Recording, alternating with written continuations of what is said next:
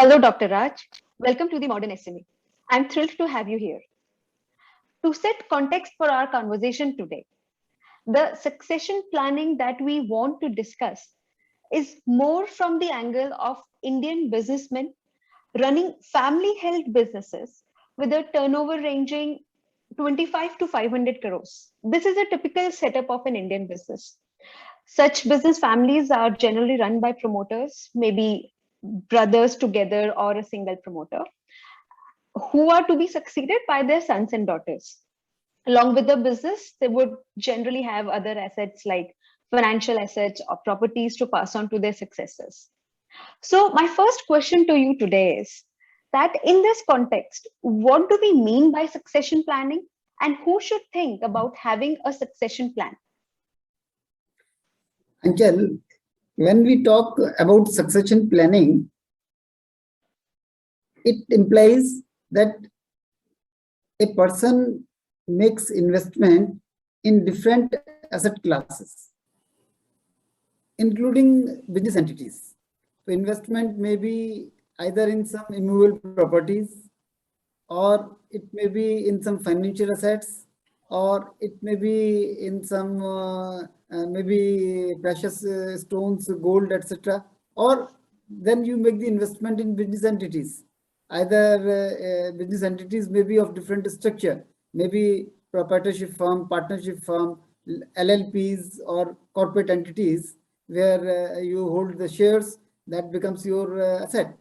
So whatever the wealth you have created, when this wealth is to be transmitted or to be distributed to your legal heirs, that is what is called succession planning. So at some point, one has to decide that how the succession of your wealth will take place amongst your legal heirs, or other than legal heirs, if you wish to distribute or to give some of your wealth to them also. So that planning, I mean, now there are so many issues which may be involved in doing the succession planning. It may start right from the beginning, or it may be done at the fag end when you are perceiving to be on the deathbed. I mean, succession, if it is properly planned, then it may be smooth. It may be not be troublesome to your successors, and there may not be disputes after your demise regarding the distribution of wealth between the various stakeholders. Hmm. So, sir, what happens if there is no succession plan at all in place? In fact, if you don't make succession planning, then whatever the wealth is left by a person, either a male or a female person, then it is succeeded as per the provisions of law. There is Hindu Succession Act, which is applicable in the case of all Hindus. Hindus means all Sikhs, Jains, Bauths, Sanatanis, all are covered within the Hindu Succession Act. Then other than Hindus, there may be Parsians, there may be Christians. For them, Indian Succession Act is applicable. And for Muslim community, there is a combination of Indian Succession Act and Shariat law. Accordingly, they make the succession is done as per the provisions of law. But when a person dies intestate means without making his will to provide that how the wealth is going to be succeeded by different legal heirs or otherwise. In that case, the law takes place automatically. And then when we make distribution of assets as per the provisions of law, there can be different kind of problems, the disputes amongst the successors, and there may be a long drawn process because you have to take the succession certificate through the process of court decree, and then there may be claim of different persons, then there may be disputes. But to avoid and moreover, you cannot distribute the assets as per your wish. It will go as per the legal provisions which are there under the act. and it as per that only succession can be possible. So Hmm. therefore, if you want to distribute your assets as per your wish, not strictly what is given in the law, in that case it is advisable that will should be created, and you should write a will before your death. This is one aspect. And Okay. second aspect is a smooth transmission. Because if you plan the succession properly, then there can be a smooth transmission of the assets to your legal heirs. Otherwise, they face a lot of problems, even if there are no disputes. Even then, the assets which are kept by different regulatory authorities, different maybe bankers or depositories or registrars, then there is so much of problems which are faced by the legal heirs, and it takes years together in getting the assets transferred in your personal name. Therefore, it is advisable that one should make succession planning within his lifetime in a such a manner that there is a smooth transmission of the assets to the legal heirs without any hassles, or with the minimum problems to them, and in the desired manner by the deceased person. Okay. So, sir, once established that a succession plan is, it's better to have one in place. What are the things you would say one should do to put a reasonable plan in place? The broad aspects that one should think about and plan. Uh, First of all, will should be written, because will is a document where you can give your wealth, your assets to your legal heirs, to your wife, to your son, to your daughter, or to anybody else, even to your friends, to your brothers, to your sister, whomsoever you want to give, to your parents, whomsoever you want to give as per your wish. hmm. So the very important point is that will should be written. And when will is written, the succession will take place accordingly. This is one aspect. Okay. This is that what share of wealth is to be given to whom after Hmm. your demise. It is Hmm. from that point of view, a valid will should be written.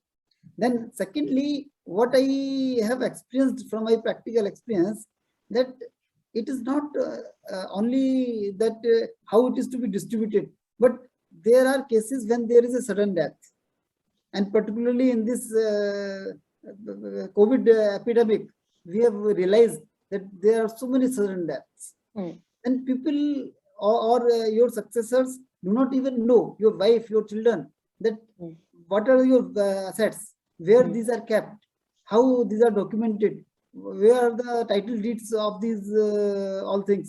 So Hmm. therefore, I feel that as a part of succession planning, first of all, one should document the details of all the assets, all the wealth which one is possessing, Mhm. where the documents or title deeds, whether these are digitized or not.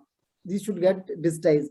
Now, nowadays, everything is maybe on online. Then, what are the passwords for different accounts, different assets, for financial assets particularly, which are kept by you? So, therefore, I will say that first of all, a information manual should be created, where Okay.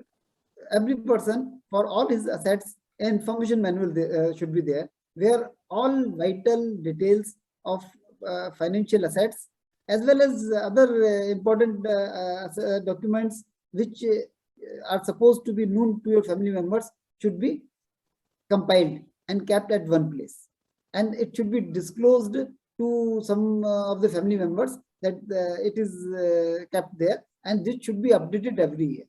So one is information manual. Second, I just discussed that you write a will.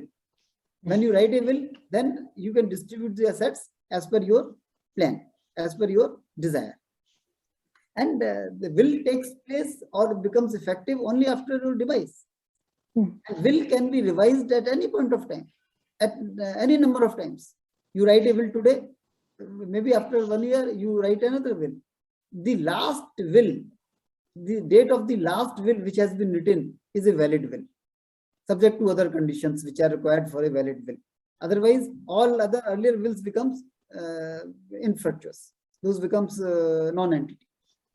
So write a will, create information manual, and one more thing which I have noted, that in particularly in financial assets, one nominates some nominee.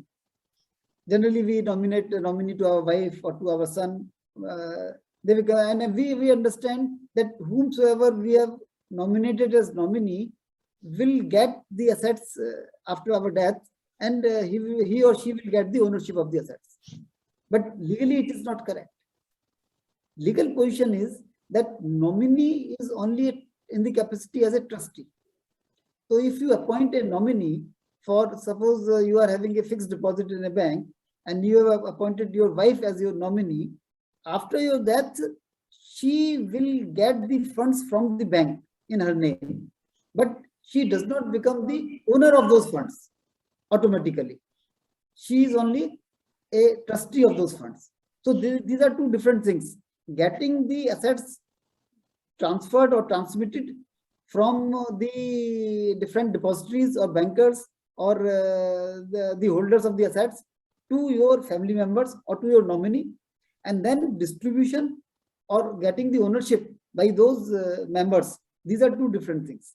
So nominee only means that there becomes a smoothness in getting the funds transferred, in getting the assets transferred, or getting in the name of the nominee without any problem.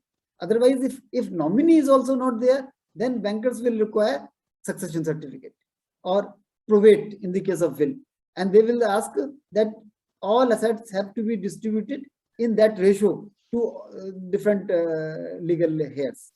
It becomes a very cumbersome job. So therefore, appointment of nominee is very much required. But one should not keep this feeling that by appointing a nominee, you are making that nominee as the owner of that asset. The ownership will still go either as per the will, whatever you have mentioned, or in the absence of a will, it will go as per the law. If you are Hindu, then Hindu Succession Act will apply. So if you have appointed wife as your nominee, then the entire amount will not be the owned by wife. Rather, if you are having a son and daughter also, and your mother is also there, then there may be 4 equal parts: son, daughter, wife, and mother, which is the provision of Hindu Succession Act. Then 1/4 each they would be entitled to get the share in your assets. So now out of that bank account, they all 4 would be entitled to 1/4 of the share. So nominee means only trustee, but still nominee is very important for the reason, as I said earlier, and I am again repeating, that nominee means a smooth transition of the assets from the third party to the family members or to the your legal successors. But again, he is only in the capacity as a trustee. The assets are to be distributed as per the provision of law or as per will. So as you asked, I feel that these 3 steps are very important, because first, where the assets are kept, for that information manual, what are your assets and where these are kept. Secondly, after demise, there is a smooth transmission of the assets from different third parties to your family members. For that, nominee to be appointed. And third, how to be distributed amongst the different family members. For that, will should be written. So these are 3 important steps which one should take. Great. This is a very helpful answer, sir. Okay.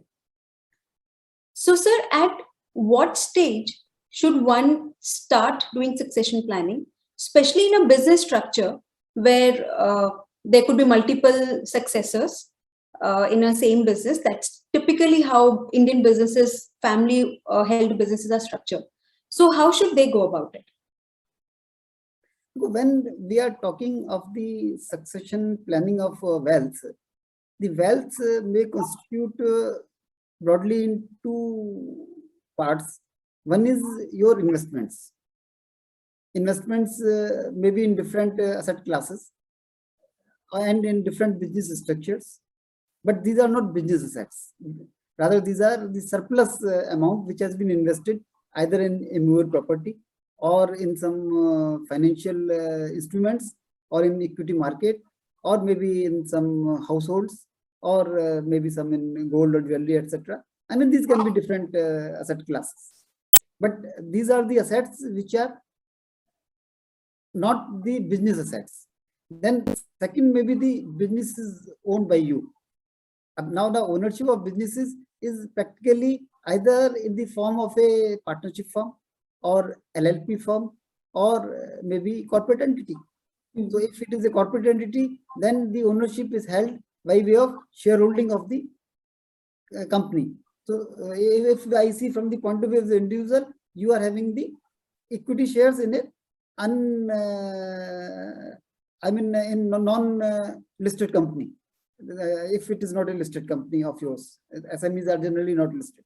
So it can be shareholding by way of which you get the ownership. So what is required to be distributed or transmitted is not all the business assets, but the shareholding of the business by which one gets the ownership.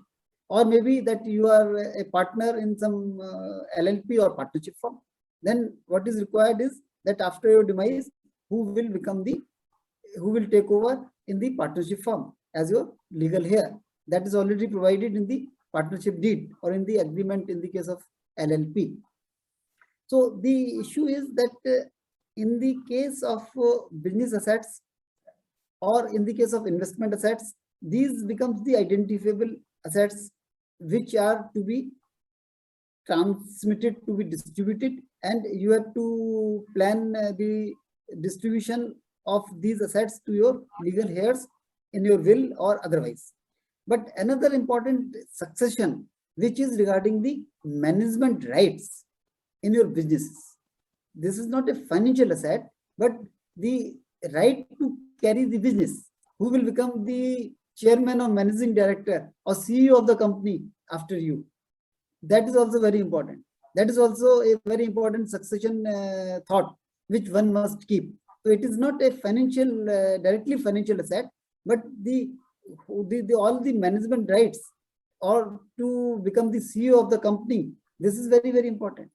Now the point which you have raised, that at what stage succession planning should be done. Generally, people do think that succession planning means at the fag end when you are on the dying bed. I think this is a wrong concept. Succession planning does not mean that at the end of your life, when you are thinking that now I am going to leave this world, I will make the planning how assets are to be distributed. I will say right from the inception, you should keep in mind the thought of succession in your mind while you are creating business structures, while you are making investments in different assets. Why I am saying so? Because if you are having only one stream of the business and you are having 3 legal heirs and there is only one business stream, then after that, who will become CEO of the company? Who will take over the management of the company? If it is a big business, then there can be again a dispute on this issue. So therefore, the succession should keep into account this aspect also, that management rights will be given to whom. If you are having 2 or 3 legal heirs, then it may be better planning that right from the beginning, you create 2 or 3 different streams of businesses which can be distributed to your different legal heirs.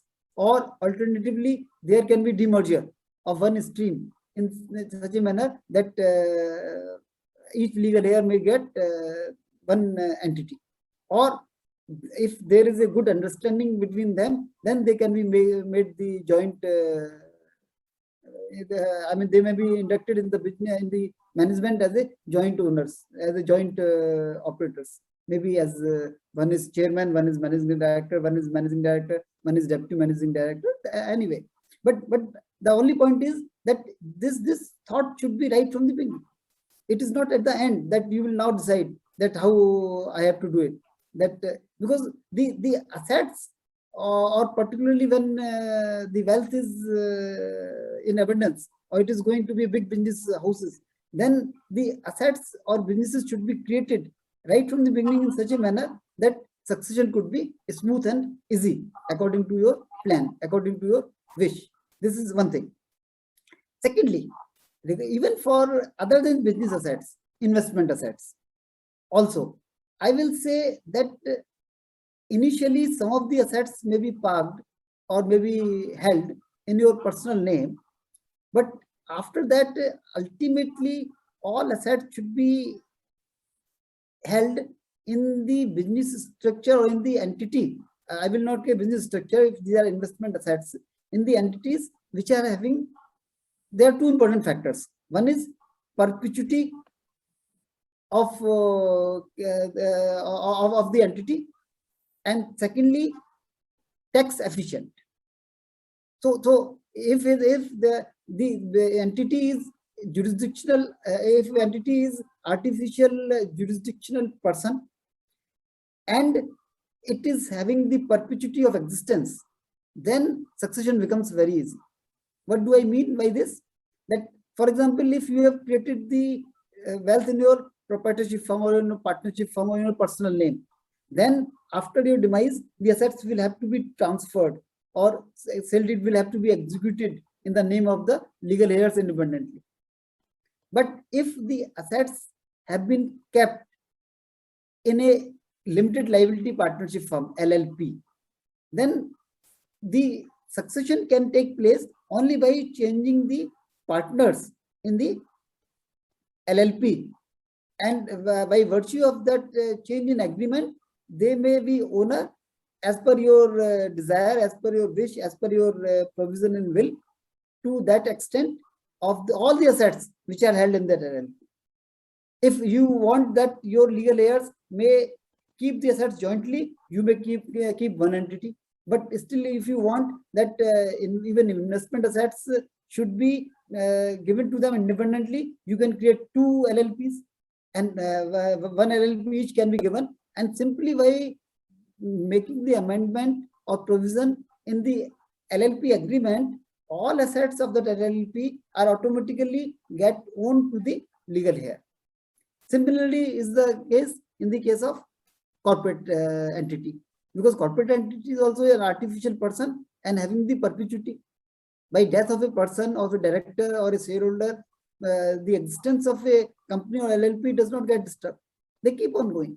The ownership remains, or the ownership of all assets. In a company, if there are 10 properties, the company will keep on holding all those 10 properties.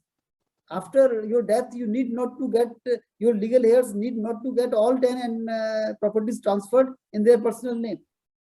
No, it is not required. Only shareholding has to be changed. Shareholding of the corporate entity. That has to be changed.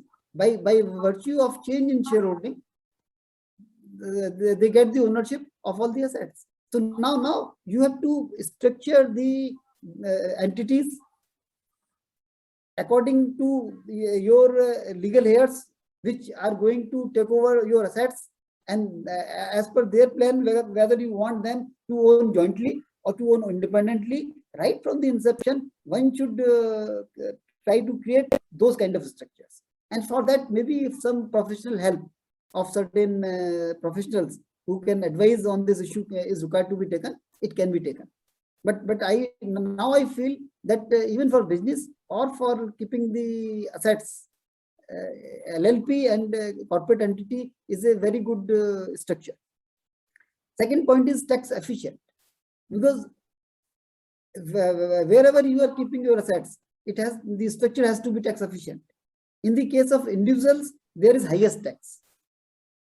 So if you are keeping all the assets in individual name, you are going to be taxed higher, because there is higher surcharge than surcharge which is applicable in the case of LLP or partnership firms. Partnership firms, I don't recommend, because instead of partnership firm, LLP is now a better structure. Partnership firms is the joint holding of the partners. Rather, LLP is having its own identity. It is an artificial person. It is having the perpetuity. So Now the days are gone when people used to create partnership firms. Whosoever wants to create partnership firm, you should create now LLP. LLP means limited liability partnership. The advantages over partnership firm are you are having limited liability, while in partnership firm your personal liability is unlimited. Secondly, it is having the perpetuity of existence. It is an artificial person who can hold the assets in its name. While partnership firm, there are maybe so many disputes amongst the partners and the retired partners regarding the ownership of the assets. So I will say that either you keep in LLP or you keep in corporate entity. But from tax point of view, now the situation is that if you want to withdraw the money from the entity for your personal purpose, apart from the salary or remuneration which you can draw, more than that in the shape of the withdrawal of the profits by way of dividend or otherwise, if you want to withdraw, then LLP structure may be kept. But after a stage for your personal needs, withdrawal is not required. So initially, it may be required for certain purposes, but if it is still surplus, then the next step should be to create it in corporate entity, because the tax difference between an LLP and company is that company in the corporate entity it is 22% plus surcharge plus cess. In the LLP it is 30% plus surcharge plus cess. So there is a difference of 8 to 10%. In the case of corporate entity, it is lesser by 8 to 10%, which is not the case in the case of LLP. But the disadvantage is in the corporate entity that there is a dividend tax also. So if withdrawal is required, in the case of LLP, there is no withdrawal tax when the profits are distributed amongst the partners. So I mean, one has to take a call. Trade-off is between that if you want to withdraw the profits, then keep LLP, pay 30% plus tax. And if you don't want the withdrawals to be made, apart from salary, still you can withdraw, and on which you can pay the personal taxes. Then you keep in the corporate entity where you will end up paying 22% plus surcharge in tax. And no dividend is required to be distributed in a private limited company. Therefore, no dividend tax would be applicable. So still you will save, it will be tax efficient. So I mean, according to your object, according to your long-term planning, but my advice is that one should not wait that succession planning will be done at the fag end. It should be planned or it should be kept in mind right from the inception while creating different investment and business structures. So what are your thoughts on creation of private trust for the purpose of succession planning? Yes, this is also a fancy idea nowadays that for succession, we should create trust.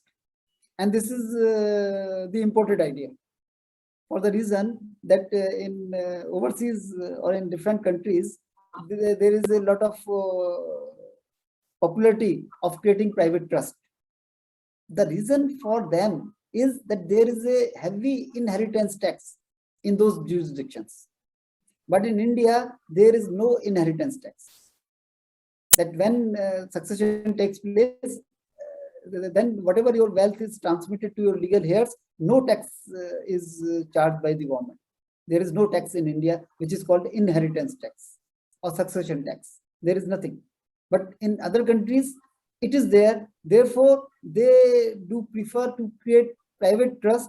When they transfer their assets to private trust, at that point of time, there may not be any tax or there can be very little tax which they can plan. Or by keeping the offices of the trust in tax haven countries, they don't pay any tax.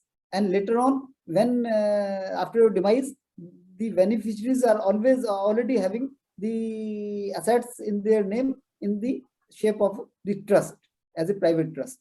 Again, the trust is also having the status that it is having the perpetuity or not exactly perpetuity, but as per the trust deed, whatever has been provided, I mean, assets remains with in the name of the beneficiaries only.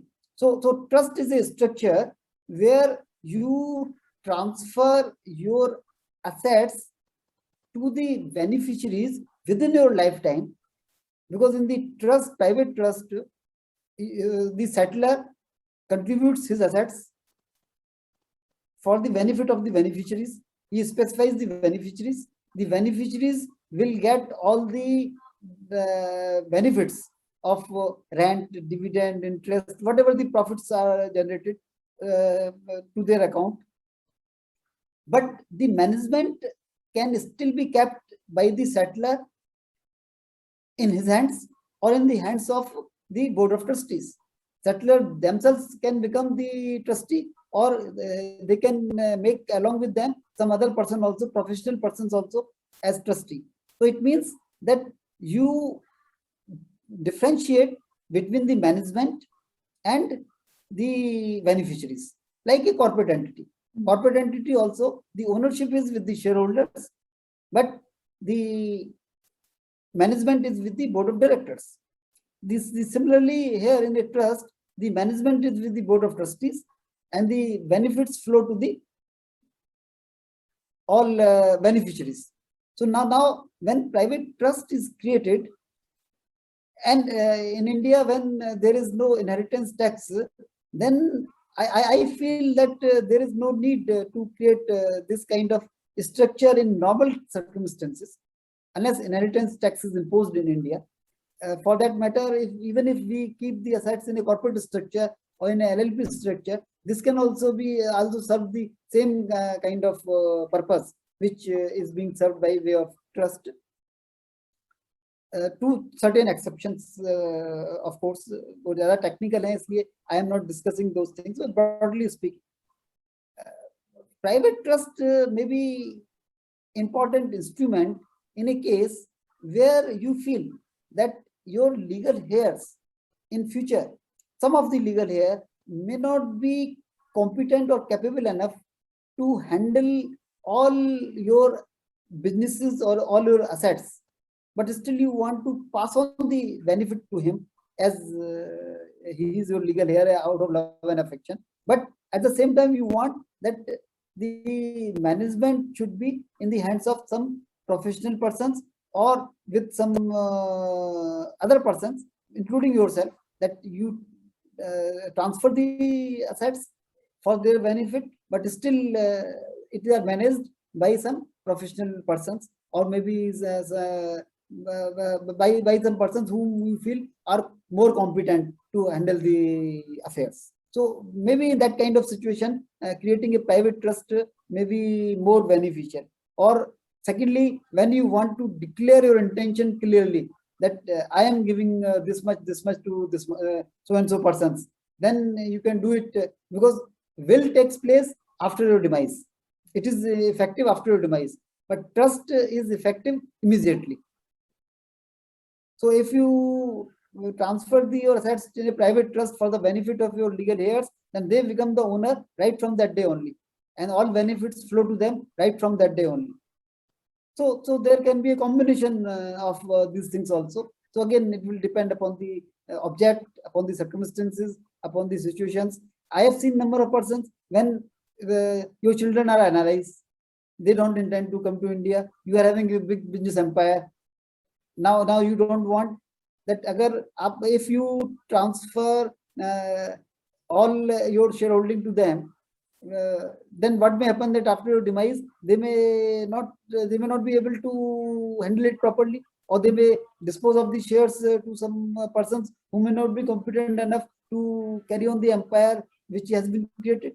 Because you have attachment in a business entity, not only with your legal heirs, but your employees also, your professionals also, your colleagues also, or your whole staff also, who have worked day and night with you and who have created this kind of structure. So you want to protect their interest also.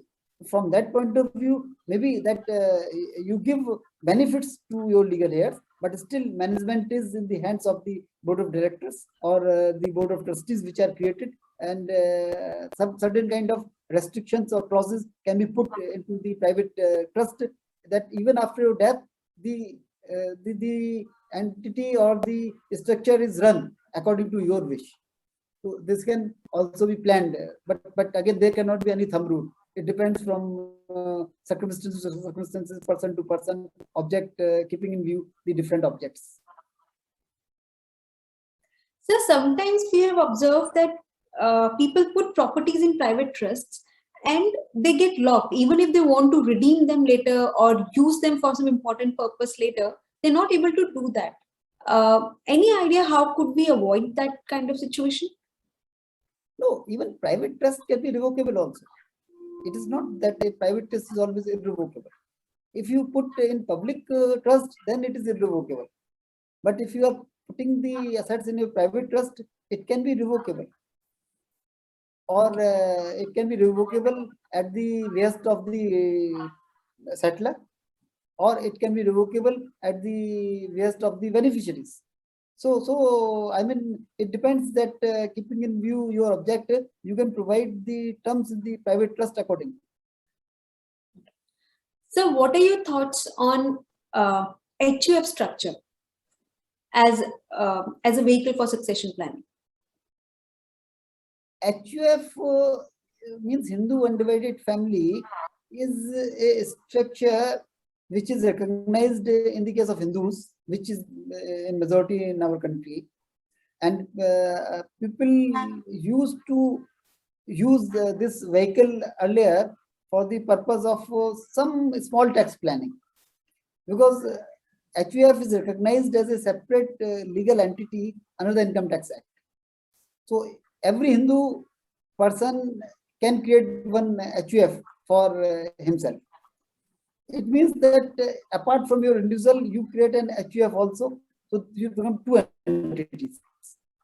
And the benefit of slab, because in the case of corporate or in the case of LLP or in the case of partnership firm, right from the beginning there is a flat rate of tax. There is no slab of the tax rates. In the case of individual, up to 5 lakh no tax, 5 to 10 lakhs 10% or 20%. Sorry, more than 20 lakhs it can be, more than 10 lakhs it can be 30%. So there is a slab. So now if you are having two entities, HUF is also taxed like an individual. So if you are having two entities, then initially up to income of rupees 10 lakhs, you can save say around 2 lakh of rupees in the tax. So for that purpose, people used this vehicle for creating a parallel structure where you put certain assets or you create certain assets in HUF structure, and then you get the benefit that the income of the HUF to that extent when it does not reach to maximum marginal rate, it is lower rate of taxes imposed. But as a succession planning tool, HUF is not very popular, or rather I have seen that it becomes a very cumbersome structure, because the basic character of HUF is that every member of HUF, it may be son, daughter, or grandson, granddaughters, whosoever is born in the family, they becomes the member of the HUF, and they can get the share. So in that case, because in the case of Hindu succession or as per the Hindu Succession Act or otherwise as per will, what we can do that we give to a branch and of son, and then further son distributes to his sons and daughters, means your grand and sons and daughters out of that. So I mean there is not much complexity, but in the case of HUF, it becomes little complex. Then I mean if HUF is being carried from so many generations, then structure becomes quite cumbersome.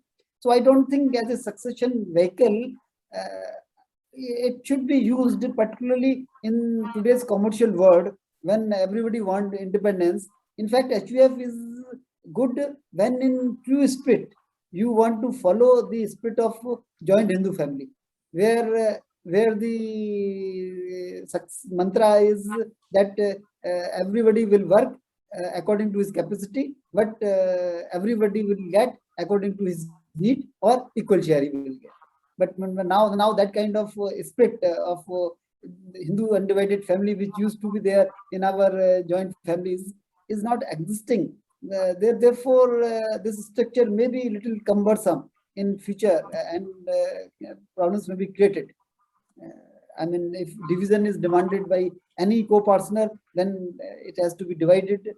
So therefore, it is, I personally that in today's world, it is not a good structure for the purpose of succession planning. There are better ways where we can plan this. Okay. And sir, could you touch upon the tax implications on succession of business and assets? Yeah, as I discussed earlier, that in India there is no inheritance tax. So in the case of succession, either the succession is as per will or as per Hindu Succession Act. Either way, succession is being taking place, means assets are being transferred from the deceased person to his legal heirs, or to the persons to whom the benefits have been bequeathed. In that case, no tax is going to be attracted. No income tax is applicable.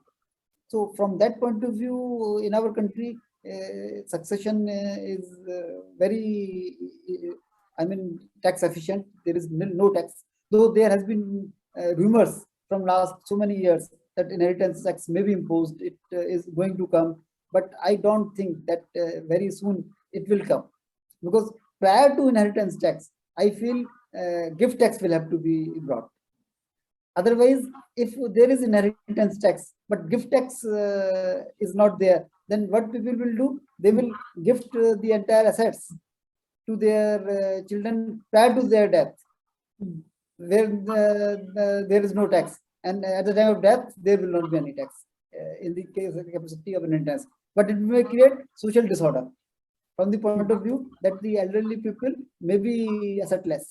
That in the quest to save the tax, they may do it, but it is not good for their future life. You don't know when the death is going to come. So therefore, this may create a lot of social disorders. So I don't think that any government would be prudent enough to bring the inheritance tax in such a casual manner. If it is to be brought, it has to be brought in a holistic manner. And I don't think that in the present circumstances in our country, it is going to come. So succession is that way very tax efficient. Even stamp duty is not applicable in the case of succession when sale deed is executed, except in certain states where some stamp duty is taken when sale deed is executed in the name of the successor. It may be in Maharashtra or some other parts of the country where some duty is taken. But mostly speaking, even stamp duty is not charged. All right. Thank you, Dr. Raj. It was a great conversation. I believe we have covered some very important points here, and a lot of businesses should find this conversation quite helpful. But before we end this conversation, I have a last question to ask you. In your 35 years of career, where you have advised thousands of businesses on succession planning and other so many aspects of businesses, what has surprised you the most? Truly speaking, I will say that what I have noted, that everybody wants will to be written, succession planning to be done. Everybody wants the all information, all things to be transparent and to be documented, but nobody does it. This is what I have experienced, and not for others, even for myself. I have also not written my will so far, though I am going to be 60 tomorrow. And I feel that this jinx can be broken, that one is not able to do these things oneself. So it is better that you delegate it to somebody, or you involve some professional for this purpose, some consultant for this purpose. And along with, in consultation with him, you get all these things done. It is very easy to write a will, as we discussed. But hardly speaking, very few people who have written their will. And this epidemic has taught us that sudden death can happen to anybody. So therefore, I will feel that we should be more logical and professional in our approach, and we should not wait. When we would be doing it. Rather, as I said, that so far as the planning aspect is concerned, it should be right from the beginning in our mind, that how the structures are to be created. And writing a will should also be done, because you can revise it, you can amend it at any point of time. So at least write once. Again, if your thought changes, then you may revise it. But one should do it. So I think this is one thing which always surprises me. That's a great answer, sir. Thank you very much for coming and sharing your advice on this very important issue. Thank you. And Anchal, this is the first time we are talking formally. You are calling me sir, but in fact, I am your papa. You will be surprised, all viewers, and that Anchal is my daughter, and I am proud of Anchal to be my daughter. And that makes this conversation very special. Thank you. Thank you, Papa.